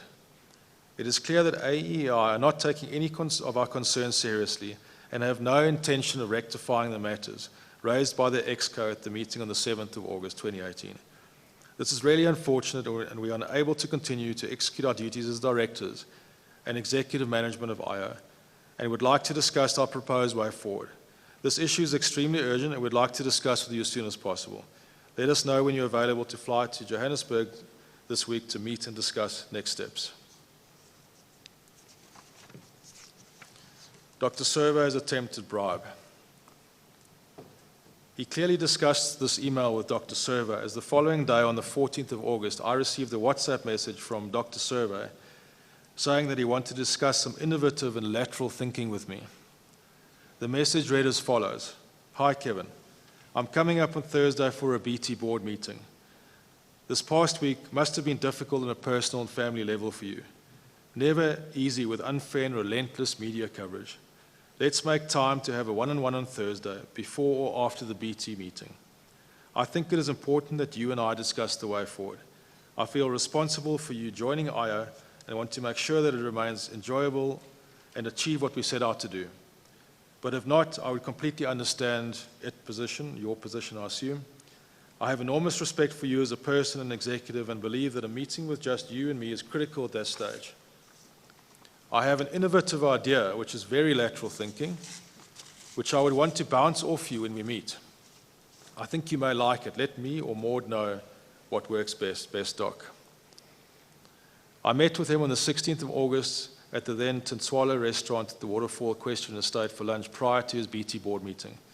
He was in Johannesburg for the BT board meeting, and he proceeded to offer that he would move my family to an all-expenses-paid waterfront apartment in Cape Town. All our expenses would be covered, including school fees, a chauffeur at our beck and call, etc. I respectfully declined the offer, which was an outright bribe, and said that I would not be able to convince my wife to move to Cape Town and that she wanted me to have nothing to do with him. He then even offered to phone my wife to discuss it with her, which I obviously strongly declined. I could not believe what had just happened. I remember phoning Superior and my wife, telling them what had happened. I was in shock. An annexure DD is the actual, I read out, but that's the WhatsApp message. Just to check, where were you staying? I mean, were you living in Joburg or the Eastern Cape? What's the... Through you, Mr. Commissioner, apologies, that's confusing. I'm Johannesburg based. I live in Fourways. And then the East London That's Janice, holiday home. the holiday home? Yes, Okay. correct. And would you move to Cape Town? I mean, what would it No, mean? we wouldn't. Yeah. And that was part of my retort back to him was we had 3 young children at school in Johannesburg. My family were in Johannesburg. So no, there was never a consideration, even though they continually wanted me to look at doing that, and that move, so, yeah. Thanks. I'm clearer now. I'm clear. Okay, I thank wasn't you. aware where you stayed. Okay, all right. On the 15th of August, I received an email from the company secretary, Nabulungisa Mbalisile, referred to as Nobu, to ask for some time with me about her standing at IO.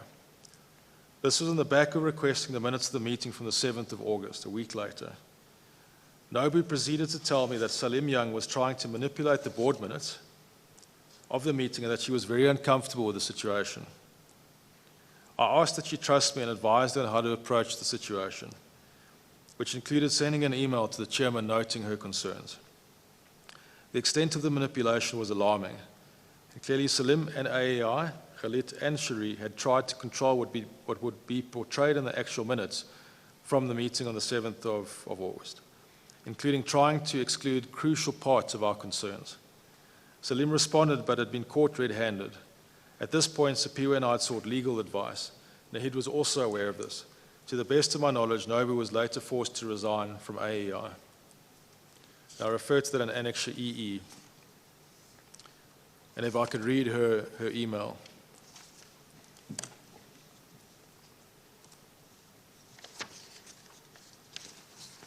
Dear Mr. Young, I have reviewed my first draft of the minutes of the board meeting of the 7th of August 2018 and your subsequent amendments to their two versions.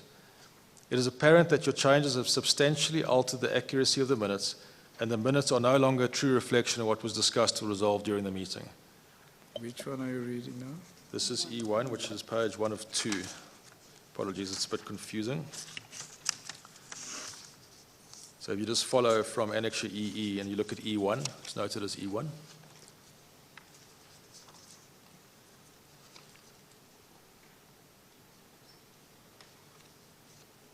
May proceed, I've got it. Oh, thank you. What is of particular concern to me is the serious nature of the issues raised by the executive team and the alteration and or omission of some of those items or the watering down thereof in your amended minutes. It is quite clear to me that your changes read together with the attached letter from the executives would be tantamount to further governance breaches in the organization, which are some of the key issues raised by the executives at the meeting. If I circulate the minutes with your amend them, this, in my opinion, would be tantamount to me having prepared fraudulent minutes, and this would result in me breaching my fiduciary duties to the company and the entire board. In light of this, I've elected to not email the board the draft minutes that you have proposed, but instead, at the meeting, present this email in the original version that I prepared, which in my opinion is an accurate reflection of what was discussed and resolved at the meeting. And I've copied in the CEO so that he is aware of what has happened. The IO executive directors in the letter have noted in point 6 of the letter their concerns around the independence of the company secretary, yet we continue to do exactly what they have raised. It is clear to me that my responsibilities as company secretary are being completely compromised by you as the chairman and by AEI. I'd also like to note that I'm doing all of this without a letter of appointment and contract either. I have been contracted as the AEI company secretary and not IO. This is also an issue that I raised with you personally while you were on leave, and which you have not addressed with me. I also find it very insulting and disrespectful that I would be put into this position given the circumstances, that you have also noted in your amendments that I would be appointing a new company secretary, which was also not discussed in the meeting. Please note that I based my minutes on the recording of the meeting and hence they are accurate. I've also copied the IO CEO in this email to ensure he's aware of the situation, as this is exactly what they, the EXCO, raised formally with the board. Our resignation and IO new appointments to the board. On the 19th of August, post discussions with my family, apologies, Mr. Commissioner, just to refer to E2 as the actual amendments made to the minutes in the annexures as well.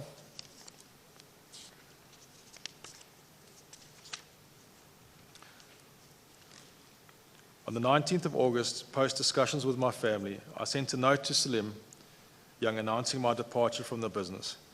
I noted as per the email that it had a severe impact on my physical and mental well-being and that I had essentially had enough. His response was immediate, saying that he had let the business down and me down. It was clear that at this point, Dr. Server had blamed them for the mess, and they were already in discussion around a new board and new chairman, which we would find out the following day in Cape Town. I'd refused to attend the board meeting the following day on the basis there was no point, as there was zero independence on the board and the board was essentially defunct. If I refer to Annex FF, I'd like to just read my email, Mr. Commissioner, to Salim. Morning, Salim. Apologies we could not discuss the way forward on Friday. I spoke to Doc late and left a voicemail for you post that. I've also now had time to further discuss this with my family. I've made a decision and will be exiting the business with my health and family being my main reasons. However, my concerns that I've raised stand, and these will need to be addressed should you wish for IO to be successful in the future.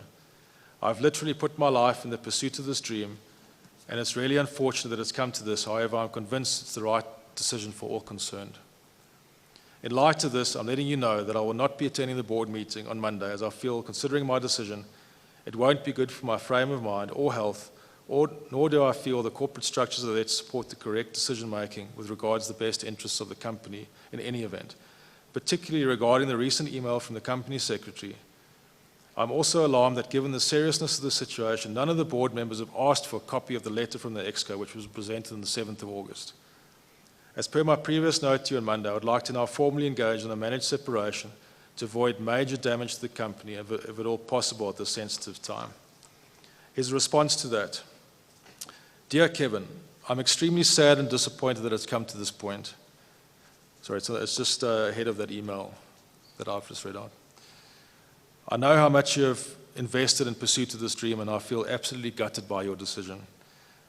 Much as you know how much I would prefer you to stay and help fix what needs fixing, I completely understand the reasons for your decision.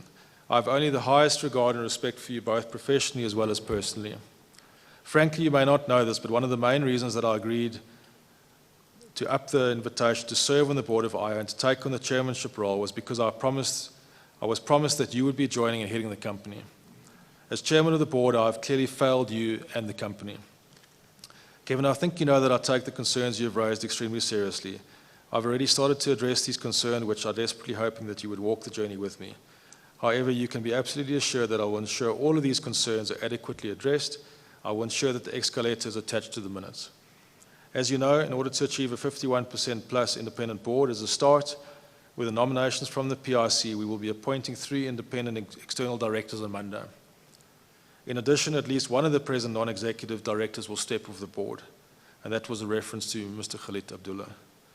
Furthermore, I think it is also important for me to reconsider my role as chairman going forward in order to allay any fears about the chairman's independence. I'm not sure what CP has decided yet.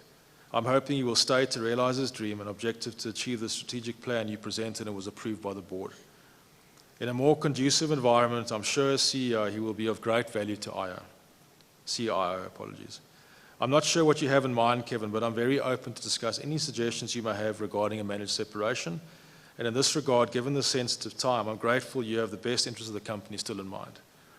If you are agreeable, I think until we have a firm proposal to put in the board in view of its market sensitivity, coupled with the sensitive period we are in, I suggest not raising your decision at this stage.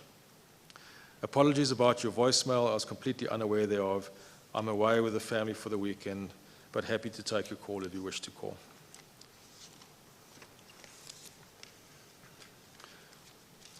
On the 20th of August, Superior and I were asked to travel to Cape Town to discuss our separation agreements.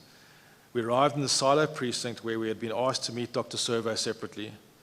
On arrival, we noticed that Dr. Survey, Salim Young, and another gentleman who turned out to be Dr. Wallace and Gorky were in discussions around a table in the Radisson Red. It was an open breakfast area.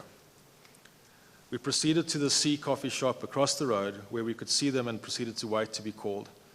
Superior went across first, and an hour later, after he had finished his discussion, I joined Survey.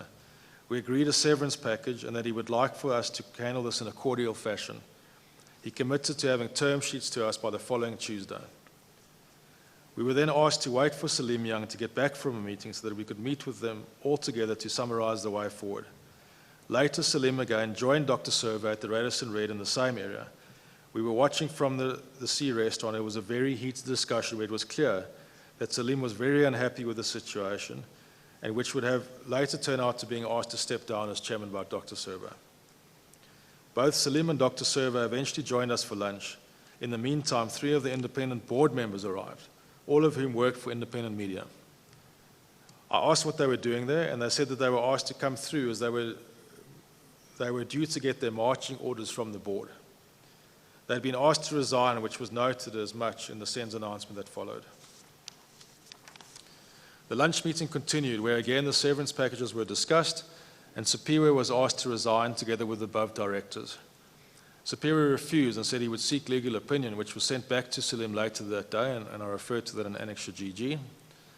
The meeting ended very abruptly and was very uncomfortable. We needed to leave to the airport to catch our flight back to Johannesburg. The board meeting was supposed to have started earlier that afternoon, and we continually had WhatsApp messages from the head asking us what was going on, as the board were all waiting at the Radisson Blue for the board meeting, and Salim had not pitched. He only later joined the board meeting, where all the board changes were announced, including the appointment of the new chairman. We were both only informed of this the next morning, when an email was sent to the PIC informing them of the changes to the board. The email was sent prior to the SENS announcement going out to the market. All the announcements were being approved by Nahid. We had realized that she could not be trusted and that they had clearly turned her against us. Early on the 21st of August, Nahid called me saying that she had been summoned to a meeting with Dr. Servo and the new chairman, and did I know what it was about? I said no and suggested she attend and that she should give me feedback. Superior and I were in a meeting when we received an email about a special board meeting which had just been called. We immediately responded to the message saying we were in Johannesburg and could not attend the meeting on such short notice. We also questioned why we had not seen minutes from the previous day's board meeting and an agenda or board packs for the new meeting, and I refer to that in Annexure HH. Just to make it clear, sorry to interrupt, at this stage, early 21st August, notwithstanding the discussion with Dr. Servo in Cape Town, you were still executive directors on the board. Through you, Mr. Commissioner, yes. We got no answers, only that I should call Dr. Ngorki, which I in turn did as per the transcribed recording. I questioned the validity of his appointment as chairman and questioned who had given him the authority to call the meeting and what its intent was. He did not take kindly to that call. We resolved on advice to attend the meeting and record what transpired. The new board did not expect us to attend. In fact, there was a mad scramble when we said we would attend, and the meeting started almost 30 minutes late. The meeting had been staged. Dr. Wallace Ngorki proceeded to announce that Rosemary Matia had been appointed to the board as head of the Audit and Risk Committee. And just a point on that is she was also the deputy chairman of Sagamartha at the time. They'd obviously forgotten to appoint her the previous day. Her and Dennis George were the only new board members to attend the special board meeting. The meeting proceeded to address us as executives and our departure from the business and the risks involved. We were asked to excuse ourselves from that portion of the call, and when we returned on the call, we were given no feedback on what had been decided by the board. Malik Sully was then invited to present the acquisitions to the new board. We questioned why he was presenting the deals when Superior was still the chief investment officer. No board packs were presented, and he proceeded to present Sizwe, Vunani, and Saab Grintek as offers, which the board unanimously accepted, including Nahid. I raised a concern around the Sizwe conflict of interest with Reverend Mohana. The response was that there was no conflict to be noted. We were then asked on what conflicts we had, to which I noted that there was nothing. Superior wanted to know what the issue was, to which they responded by suggesting that we would be subjected to a forensic audit. We were shocked. Malik then proceeded to present some of the deals that we had brought to the table, all of which were unanimously declined by the board. It must be noted that none of the new board members had been briefed on the IO strategy, nor did they have packs to explain the deal's strategic fit, commercials, etc. None of the deals had been approved through the investment committee prior to the board meeting either. The meeting ended with Wallace demanding that we make ourselves available on the Monday for a discussion with him. His words were, "This is not a request, it is a demand." We agreed and asked that he propose some times which were never sent. Following the board meeting, we resolved to resign with immediate effect. We had fiduciary duties, and in the prevailing climate, we we were concerned that we would be unable to discharge those duties. We proceeded to hand in our resignations in the morning of the 23rd of August 2018. In conclusion, I'd... Before you finish off there, paragraph 99. It's the same question I asked Simpiwe Nodwele. The forensic audit, I mean, just explain to me what they meant and, you know, how did you guys take it? Through you, Mr. Commissioner, we were shocked. If you recall, I'd previously raised, which I referred to in my testimony, all the issues I had with Sizwe and the fact that they imposed an offer letter on me. I had also addressed the conflict with Reverend Bahane in my email to the chairman, as I've read out, only to be threatened with a forensic audit in the special board meeting that was called. Because Dr. Seve said you guys were trying to buy businesses and there was some related party issues and all that. Do you want to comment? Through you, Mr. Commissioner, I would like to see evidence of that. But I can assure you I'm a man of integrity, and this is a network of individuals that I've been working with for a long time. Why would I put my integrity and track record at risk for that?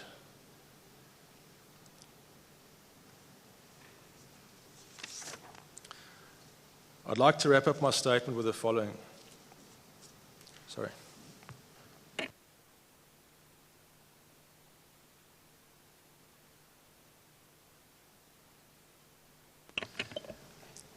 I'm a person. Are you okay? I'm Do fine. You want a short I'm fine, break? Mr. Commissioner. Sorry. Are you fine, or would you like a short break? Mr. Commissioner, thank you, but I will continue. I'm a person of integrity, honor, and respect. I'm a firm believer in active citizenship, and the actions speak louder than words. I hope through this that I have encouraged and given some courage to those people that are too scared to speak out and say what has to be said. You know who you are, and you need to be brave. This is not what I dreamed of, nor worked so hard to achieve. That was stolen from me. But what I'm proud of is that I set the right example for my 3 amazing children. Doing the right thing is not always easy. And I've learned a very hard lesson. I want to apologize to my beautiful wife, Layla, who's sitting behind me, for all I've put her through during this period, and thank her for the support she has given to me during this stressful and challenging time. I could not have done it without you. I love you. Lastly, I want to thank my colleague and friend, Sipiwe Nadwela, who is wise beyond his years and for whom I have a tremendous amount of respect and admiration for. Respect, sir, the world needs more of you. Thank you very much for the opportunity to tell my side of the story. Thank you, Mr. Commissioner. That concludes the evidence of Mr. Hardy. The questions I had was dealt with by the previous witness, so I have no further questions.